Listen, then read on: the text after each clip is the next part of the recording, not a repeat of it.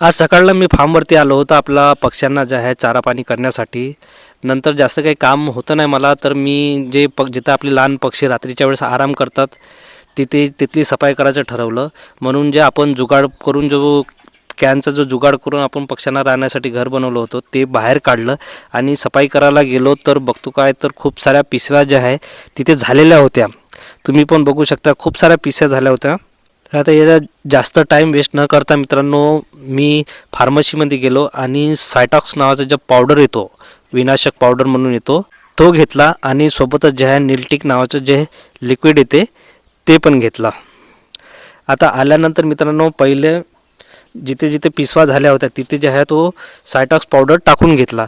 Powder टाकायच्या अगोदर पण सफाई केली असती मित्रांनो, पण काय झालं असतं की हे ज्या पिशव्या ज्या पूर्ण आपल्या फ्री रेंज एरियामध्ये पसरल्या असत्या आणि नंतर जे आपल्याच पक्ष्यांना त्रास झाला असता. म्हणून आधी काहीच न करता सायटॉक्स पावडर आणला आणि आता जिथे जिथे पण पिशव्या झालेल्या आहे तिथे आपण हा सायटॉक्स पावडर टाकून घेतलेला आहे. आता हे तर मित्रांनो बाहेरील काम आपलं पूर्ण झालं, म्हणजे जिथे जिथे पिशव्या झालेल्या आहेत तिथं आपण सायटॉक्स पावडर टाकून घेतला.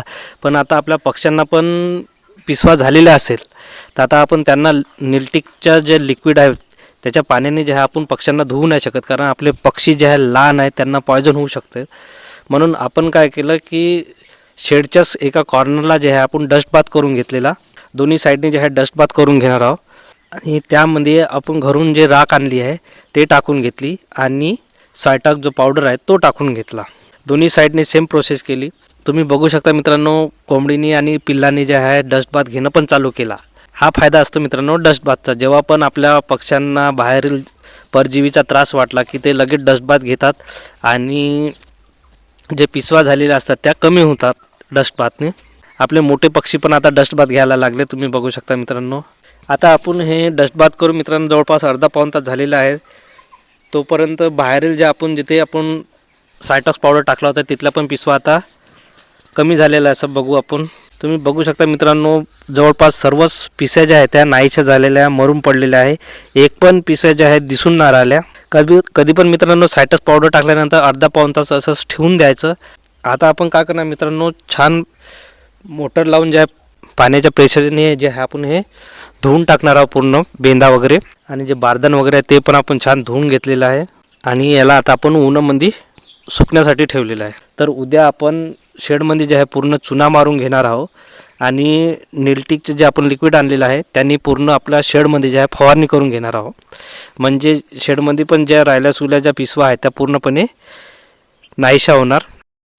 शेडमध्ये लहान पक्षी जिथे आराम करतात त्या जागेवरती पिशव्या झाल्या होत्या, तिथे आपण सायटॉक्स पावडर टाकून जे आहे तिथली सफाई करून घेतली होती आणि पिल्लांसाठी डस्ट बाथ पण करून घेतला होता. यामध्ये भरपूर टाईम निघून गेला होता, म्हणून आपल्याला निलटिकचा जो स्प्रे करायचा होता शेडमध्ये तो करायला भेटला नाही, कारण भरपूर टाईम झाला होता.